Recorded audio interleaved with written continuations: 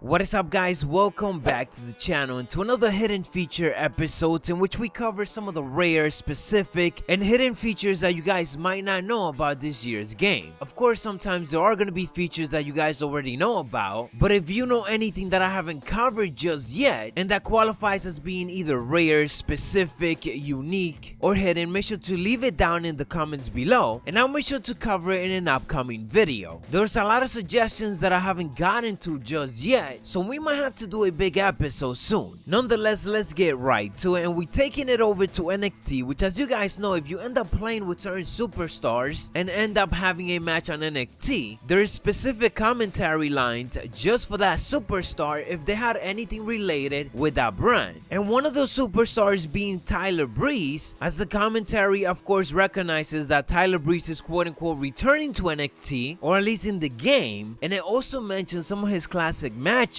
even again Justin Thunder Liger, which is obviously amazing considering the fact that he's not even in the game, but the Japanese legend still being recognized. Breeze back at NXT where it all began. Prince Pretty has returned to offer salvation to all these others. Hopefully you guys have the opportunity to follow Tyler Breeze's career at NXT. Oh, you think back to NXT TakeOver Fatal 4-Way, where Tyler Breeze was part of the main event, or how about NXT TakeOver Brooklyn, the very first one, where Tyler Breeze would take on Japanese legend Jushin Thunder Liger.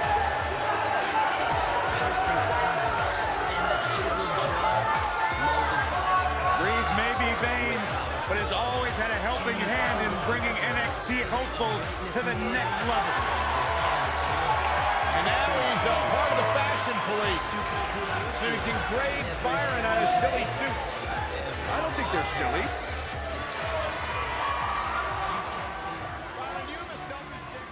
Up next, we're taking it over to online, which is not something that I used to play a lot, but now in WWE 2K19, I definitely gotten more into it because of streaming. Nonetheless, after the first online match with New Legacy Inc. Johnny, he ended up pointing out to me how in online now, after the match is over, you get 8 superstars face expression which you are able to actually vote on based on how that match went, and some of these are definitely hilarious, such as the Edge and the New Day one. So pretty cool that they ended up adding that, and I wonder if it is some type of feedback that they're trying to get from us. Up next, we're taking it over to the Wild and we're covering a couple of things. So in case you missed it, in one of my recent videos I recently discussed a bizarre glitch that is in WWE 2K19 My Player, specifically My Career, when you end up doing side matches after the career is over. Not only did I ended up winning the tag team titles by myself in a singles match, which obviously doesn't make sense at all, at one point my challenger was also myself. And I ended up controlling both superstars. And on top of that, Shane McMahon ended up changing my partner every single time I had to defend the title. So if you guys want to check out all those glitches and also me just absolutely losing it in a hilarious way, go check out that previous video. But this is definitely something that needs to be fixed. But at the same time, I don't really want it to get fixed because it is just an endless cycle of what in the world is happening. Broken Matt Hardy literally took us to the multiverse, and we are literally fighting and challenging ourselves for the championship. Sticking with some My Career, and something that's not necessarily new, but they continue to improve on it every single year, is the fact that certain superstars, when you charge up their finisher, if it's something that they do on television, they actually ended up doing it. So for example, Ty Dillinger, right before he goes for the tiebreaker, if he charges it up, he makes sure to put down his knee pad just to give that extra damage to the opponent. And of course, it will remain like that for the rest of the game. Now, as I mentioned, this is not something new, but certain superstars do have new animations added to them every single year that are related to this. So if you guys end up finding any of those, make sure to send it over, leave it in the comments down below. And last but not least, we're taking it over to Braun Strowman, and this is something that was pointed out by It's Hyperwolf,